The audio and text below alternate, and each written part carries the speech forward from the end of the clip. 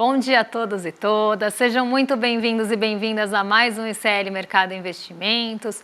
Sejam muito bem-vindos e bem-vindas também vocês que estão assistindo a gente pela TV UFMA lá no Maranhão. Bom dia para vocês.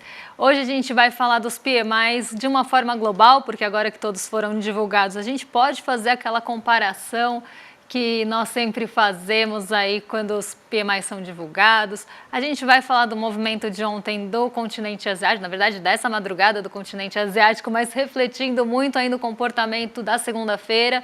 Vamos falar do lucro do Itaú, que acabou surpreendendo bastante aí, surpreendendo para cima o mercado, e a gente vai continuar falando da reação de uma forma geral de mercado e analistas de mercado, veículos hegemônicos de uma forma geral, ao auxílio ou a assistência do governo em relação ao Rio Grande do Sul. Então a gente vai trazer aí alguns pontos para discutir com vocês, a gente separou alguns pedacinhos, trechinhos de matérias para a gente analisar junto, mas antes de tudo isso, vou dar bom dia para o André que está de casa. Bom dia, André, como você está hoje? Bom dia, Débora. Bom dia a todos os nossos telespectadores. Cada dia um pouquinho melhor. Amanhã, quem sabe, já estarei no estúdio, né? Hoje a gente vai acabar focando mais uma vez, né? Infelizmente, teve uma chuva aí de besteiras que saiu aí. Eu acho que aí já parte a ser até meio maldoso o que está acontecendo aí, porque a gente vai ter que falar sobre essa questão aí do risco fiscal aí, que nosso amigo primo do fantasma do comunista, toda vez que aparece algum gasto extraordinário, você tem ele aparecendo, e agora o risco fiscal surfando em cima de tragédia, né? Então, a gente vai ter que discutir sobre isso, vamos ter que falar mais um pouco sobre isso, aí é indigesto, a gente nem tem paciência muito para isso, mas vamos falar, né? Mas vamos começar então, Débora, já passando aí pela agenda do dia, que o nosso telespectador precisa saber o que ele pode enfrentar hoje, né? Porque hoje tem bastante coisa. No Brasil não tem muita coisa, né? Mas no mundo saíram muitas coisas aí, né, Débora? Exatamente, principalmente resultados corporativos. A agenda, de uma forma geral, ela está esvaziada, né? Então, quando a gente olha indicadores econômicos ali, a gente vê que a agenda ela está de uma forma global mais esvaziada, não é só aqui no Brasil. Mas a gente tem a divulgação de vários resultados corporativos que vão sair antes da abertura. Na verdade, os que iam sair antes da abertura já foram. E a gente tem os que vão sair depois do fechamento também. Então, a gente tem na esteira aí antes da abertura, Embraer divulgando seu resultado, Walt Disney, Unicredit, BP e UBS. Esse último, né, o UBS, foi o primeiro lucro trimestral divulgado depois que a UBS comprou a operação do Credit Suisse, então ele trouxe ali até um movimento bem positivo para as bolsas europeias nessa manhã. A gente tem a divulgação de política monetária na Austrália, acontecendo ainda durante a madrugada. Então, já é decisão de política monetária na Austrália, estou brincando, já foi aí a 1h30 da manhã. A gente tem encomendas à indústria de março na Alemanha. Esse dado ficou um pouquinho abaixo do esperado, então também acabou mexendo com os ânimos do mercado europeu. Já as vendas no varejo que saíram da zona do euro de uma forma geral surpreenderam. Então hoje a gente teve majoritariamente esses três dados, né? O balanço da UBS, vendas no varejo e a produção industrial alemã mexendo com o mercado europeu. Então basicamente o que guiou o mercado europeu foi o resultado de Nova York ontem, foi ali o dia positivo de Nova York junto a esses três dados.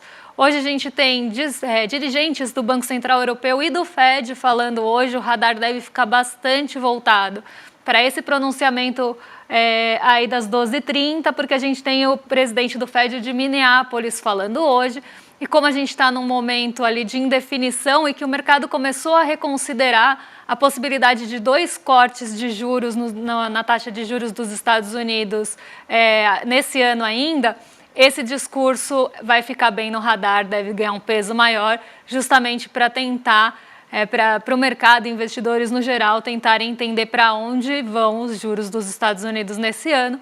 Como isso passou a ser reconsiderado depois de sexta-feira, o peso acaba caindo aí sobre os discursos dos dirigentes do Fed. Aqui no Brasil, 3h da tarde, a gente tem balança comercial de abril, então a gente tem aí o resultado da nossa balança comercial que a gente traz amanhã.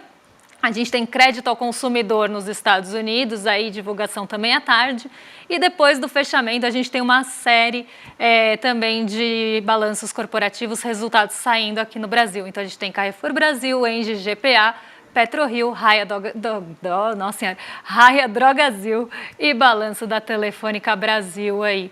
Então a gente tem uma série de resultados corporativos antes da abertura e depois do fechamento que acabaram tomando a agenda e o espaço ali ficou bastante voltado também para os resultados corporativos da Europa. E também os dados europeus ali ganharam peso maior por ausência realmente de outros dados. E o discurso do dirigente do Fed aí, daqui a pouquinho, deve ganhar também um peso grande na movimentação do dia de hoje. Vamos começar então, Débora, nosso giro de mercado, porque hoje a gente vai começar até de uma maneira um pouco diferente, né? Porque não dá para explicar o que está acontecendo na Ásia, no resto do mundo aí. Sim, a gente vê esses PMIs globais que foram divulgados aí desde a tarde de ontem e tudo mais. Então você separou inclusive para a gente aí, né? O que aconteceu com os PMIs globais, né? Exato. Como a gente teve alguns feriados, né, no começo desse mês, então o mercado europeu ficou fechado, né? Na verdade, feriados que mantiveram o mercado europeu fechado por alguns dias. Reino Unido também teve alguns dias ali de feriado no começo da semana. Alguns PMIs saíram aí em datas divergentes. Então, eu esperei todos acabarem de ser divulgados para trazer para vocês essa comparação e essa visão mais geral aí dos índices dos gerentes de compras de abril. Alguns já tinham sido divulgados, outros foram divulgados nessa manhã.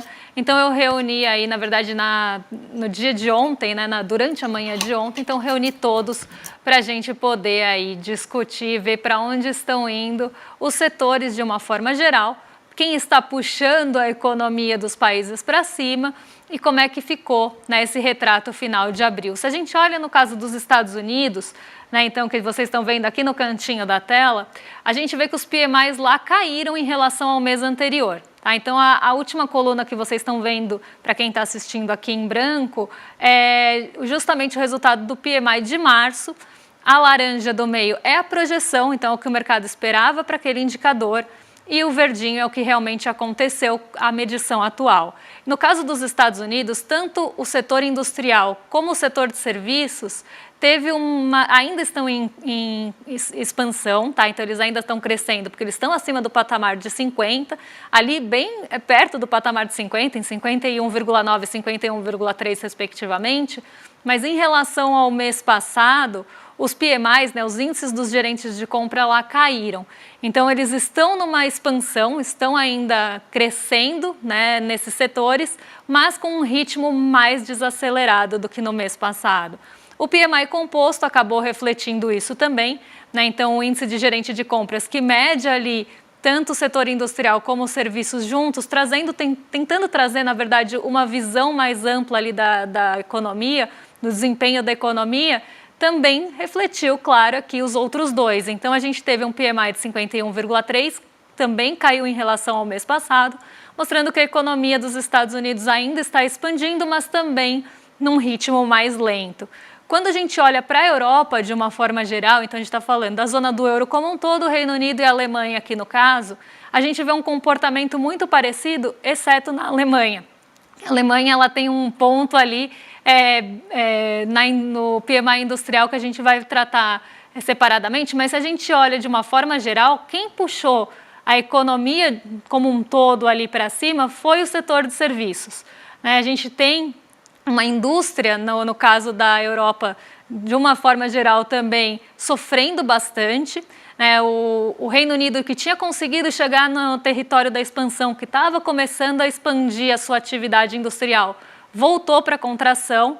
Então, a gente volta ali para um encolhimento pelo menos segundo o PMI, né, que é um termômetro, encolhimento da indústria do Reino Unido, e o mesmo aconteceu na Europa em relação ao mês passado, mas a zona do euro como um todo ali estava já no terreno da contração, só aprofundou essa contração. A Alemanha, ela não teve ali um aprofundamento da contração, mas a Alemanha está numa situação muito delicada, porque ela está muito longe do patamar de 50. Se a gente olha os três aí de forma conjunta, a gente vê que a Alemanha tem o pior PMI industrial. Está em 42,5, distante ainda do patamar de 50. Então, está no encolhimento ali forte, né, em relação ali a chegar no patamar de expansão. Então, por mais que ela tenha subido em relação ao mês passado, ela saiu de 41,9 para 42,5, superou até a expectativa, mas aqui ela ainda está num terreno de contração. Está numa contração menor, mas ainda distante dos 50.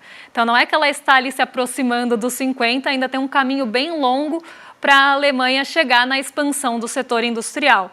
Então a gente vê aí esse retrato um pouquinho diferente dos outros dois aí na Europa, na Alemanha, mas justamente porque ela estava num patamar bem profundo, vamos pensar assim, da contração. Já o setor de serviços dos três aí, indicadores acabaram ficando melhores do que no mês passado, e foi justamente o setor de serviços que acabou puxando o PMI composto para cima, que mede a atividade econômica. Então o que a gente está vendo na Europa? Uma situação bem delicada em relação à indústria, é uma indústria até encolhendo com um ritmo mais acelerado nesse mês, mas um setor de serviços puxando a atividade para cima. Então, um peso maior no setor de serviços aí, que já opera no terreno da expansão, então já consegue aumentar aí a sua atividade econômica segundo o PMI e que está puxando a economia de uma forma geral para cima. Mas aqui um ponto bem importante que eu chamaria a atenção é justamente para a indústria da zona do euro e da Europa, né, do continente europeu como um todo, que está sofrendo bastante e ainda tem muitos desafios pela frente. Vamos então agora para a notícia que a gente sugere toda manhã, né, porque isso daí teve repercussão pelos mercados entre o mundo, né, então você tem que ainda tem esse otimismo aí que deve ter dado aí por causa dessas divulgações de PMIs, temos dados da China e tudo mais, mas Débora, o que aconteceu aí nesses mercados asiáticos durante essa madrugada aí, quais foram os resultados deles? Os PMIs eles acabaram dando um fôlego ontem, principalmente para o continente europeu, que também está num momento de balanços corporativos bem positivos. Então a gente teve um dia bem positivo ontem, tanto na Europa quanto nos Estados Unidos, né, os títulos de dívida dos Estados Unidos, as treasuries, tiveram seus rendimentos, viram na verdade ao longo do dia os rendimentos caindo, e esses rendimentos em queda propiciam ali um apetite maior por ativos de risco. Então o mercado começa a buscar outros ativos para tentar ganhar mais em um momento que ele vislumbra que os rendimentos dos títulos de dívida do Tesouro dos Estados Unidos estão ali pagando menos. Então isso trouxe um ânimo para as bolsas de uma forma geral, inclusive aqui o Brasil, a gente passou o dia todo positivo. A gente só virou para o terreno negativo durante a tarde, depois da fala da Simone Tebet, a gente vai explicar isso por quê que o mercado reagiu dessa forma, num dia que a gente tinha alta do preço das commodities e queda nos rendimentos das treasuries. Então a gente vê o mercado aqui indo para o terreno negativo, ficou bem perto do 0 a 0, caiu 0,03, mas em Nova York o movimento foi positivo, acima de 1%.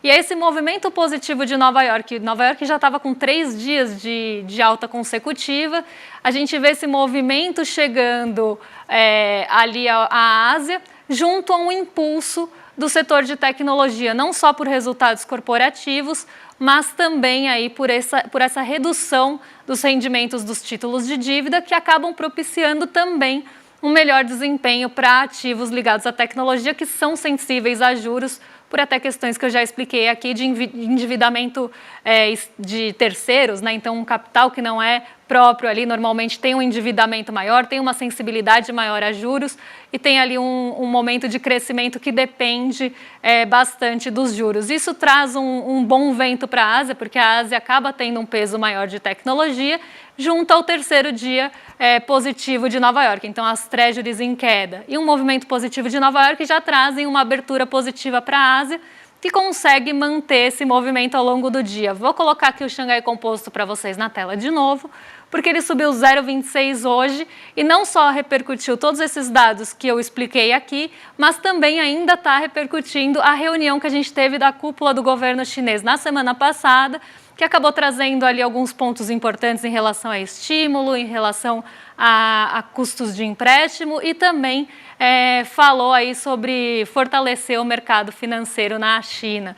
Então a gente viu aí mais uma vez o Xangai Composto reagindo muito bem e fechando 0,26 positivo. No Japão, a gente continua de feriado por lá, então os mercados ficaram fechados, mas a Ásia teve aí esse reflexo que inclusive chegou nessa manhã aqui no Brasil também. Vamos para o assunto aí do nosso Brasilzão, né? Que é todo o esforço que está sendo feito aí para tentar recuperar aí para tentar recuperar o Rio Grande do Sul, né? Tentar amenizar um pouco dessa tragédia, né?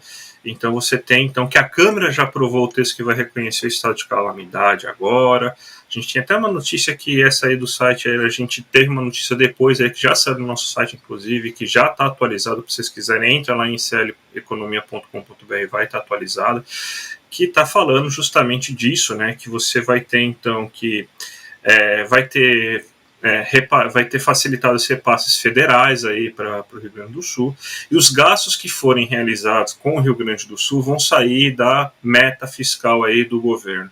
E isso, obviamente, né, Débora? Isso, obviamente, gerou uma dor de barriga do nosso, porque falou a palavra fiscal, né? Acho que a ajuda deveria vir aí dos manás, né? Deveria ser, tipo, cair do céu essas coisas aí, né? Porque quando se fala aí da questão de você tirar as despesas da meta fiscal aí o negócio azeda, né? Tanto que a gente já tem, até separou para vocês, inclusive, aqui, alguns prints aí de algumas atrocidades, vamos dizer assim, que a gente começa a ouvir, né? Raquel Landim aí falando que sem populismo que não deve se ter populismo fiscal com a tragédia no Rio Grande do Sul. A gente tem outros recortes aí para a gente mostrar aí. Que ele fala aqui, ó, fica no radar a perspectiva de elevação dos gases extraordinários do governo em relação ao desastre climático do Sul. A expectativa no mercado é de que um déficit no governo central, as contas que pode ter isso. Dúvidas em relação ao impacto fiscal da ajuda federal do Rio Grande do Sul em meio aos efeitos de inundação sem precedentes, neutralizaram os ganhos do Ibovespa ao longo da tarde, distanciando o índice da B3 do avanço observado em Nova York. Uma notícia bem difícil, mas vamos traduzir para vocês.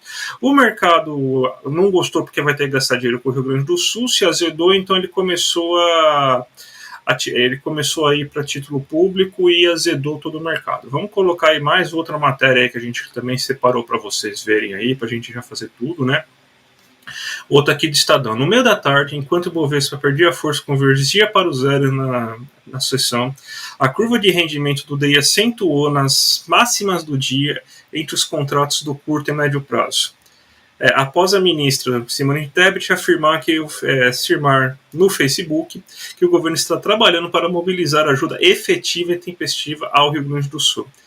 O ministro também disse também que a proposta será medida sem necessidade de mudança constitucional legal para que as ações necessárias sejam compatíveis com regras fiscais vigentes. Beleza, isso daí já preocupou um pouquinho mais o mercado. E a gente tem mais a terceira matéria aí que a gente colocou, esse terceiro recorte, que é também falando sobre tudo isso, né? Que a incerteza em relação ao tamanho do formato da ajuda financeira deixou os investidores apreensivos. Pô, se for muito grande aí, né? Se for salvar 2 pessoas, tá tranquilo, mas se for salvar muita gente, não pode, né? Então as taxas isso daí tudo tá gerando aí um aumento aí das tensões aí em relação ao mercado. Vamos começar aí falando aí sobre todas essas questões, Débora, porque a primeira coisa assim que essas questões parecem colocar, uma amostra assim que parece que o Brasil tem uma liberdade fiscal muito rígida, muito tranquila, que o governo realmente está gastando demais, o governo está gastando em penduricalhos assim que não deveria, tal, que o governo tá com folga, então dá para você fazer isso daí no Sul e não deve ser usado esse dinheiro para fazer populismo em ano de eleição, não pode fazer isso. Aí você tem a matéria da Landim, né, da Raquel Landim, que ela fala, inclusive, aí, que ela fala com 4 economistas, óbvio, de mercado, né, então ela ouviu 4 pessoas com a mesma opinião. Você tem esses 4 economistas aí de mercado com essa mesma opinião aí, e fala aí que você tem uma regra fiscal tranquila, você tem como fazer os gastos no Rio Grande do Sul sem atropelar as regras fiscais vigentes, porque isso pode ser mais danoso no futuro aí para o Brasil do que a gente está reconhecendo agora.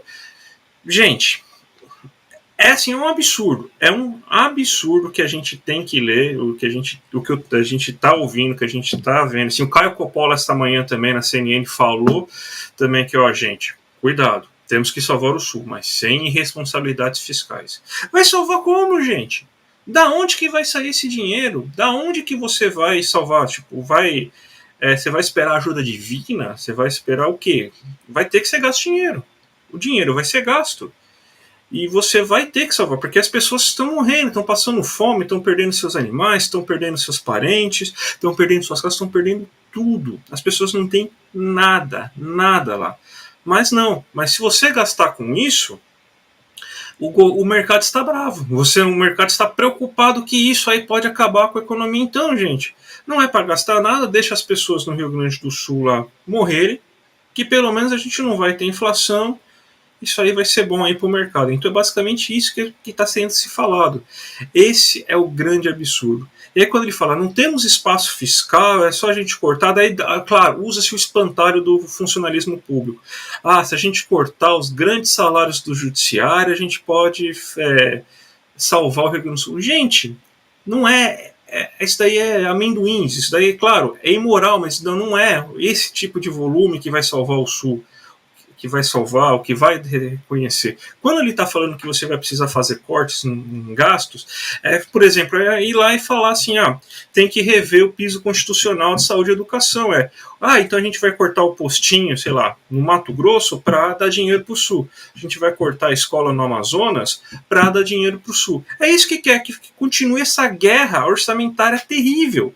Não dá para você ser assim, gente. Não dá.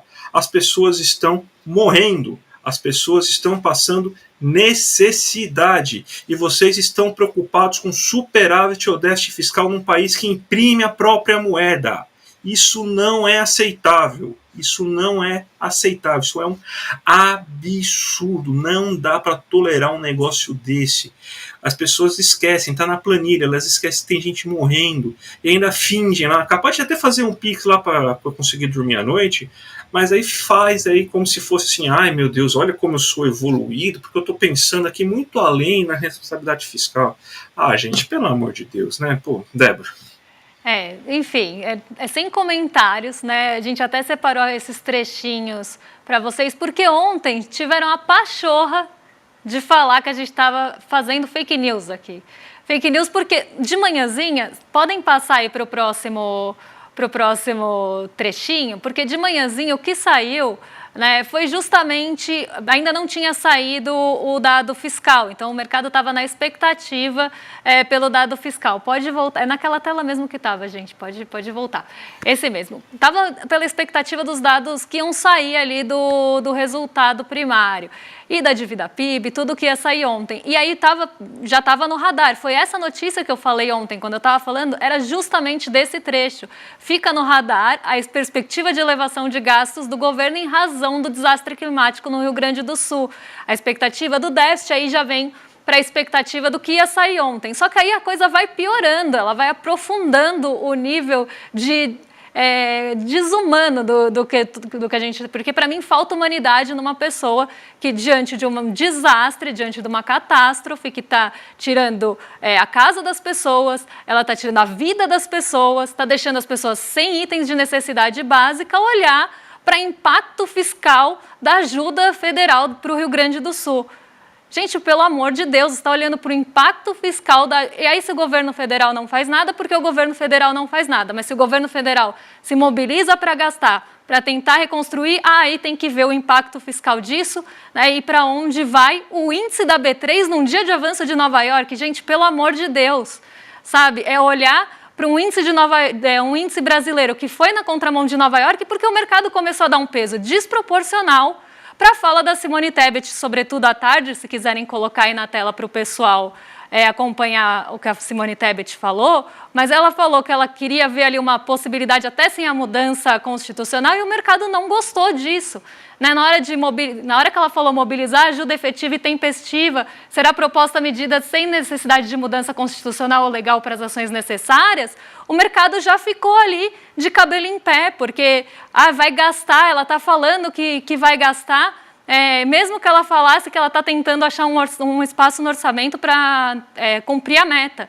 E aí o mercado vem me falar que precisa cumprir a meta acima de... O mercado, analistas, veículos hegemônicos, leiam como quiser.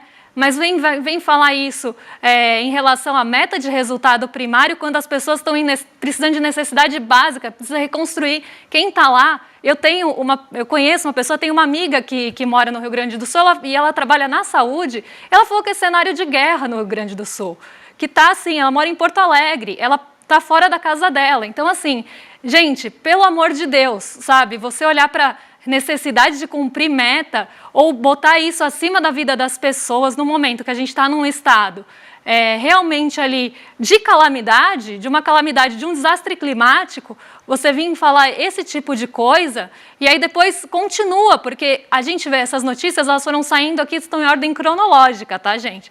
E aí hoje de manhã a notícia era, isso pode ainda trazer algum desconforto, pode trazer algum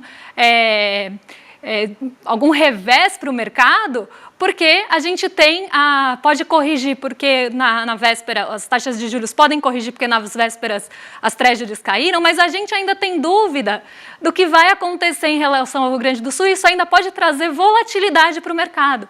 Então as pessoas estão olhando para a volatilidade que pode acontecer ou não, nas custas de uma tragédia. E se vocês querem saber, quem especula com bolsa, quem especula com juros, ganha na volatilidade também. Então, assim, é um absurdo, tá? E é um absurdo você olhar, colocar um peso desse tamanho numa desgraça que está acontecendo no país. E não só isso, colocar todo esse olhar para o fiscal, quando a gente tem uma série de outros problemas, e o fiscal nem é um problema, mas se dá um peso tão grande, isso vai sendo tão enraizado na cabeça das pessoas, que as pessoas começam a repercutir isso sem pensar, e vão falar de risco fiscal, mesmo que isso prejudique elas. Então, assim, eu vejo vários comentários que deixam lá nos nossos vídeos e as pessoas, às vezes, reproduzem esse discurso sem pensar que isso pode, inclusive, prejudicar elas no futuro. Então, assim, eu fico...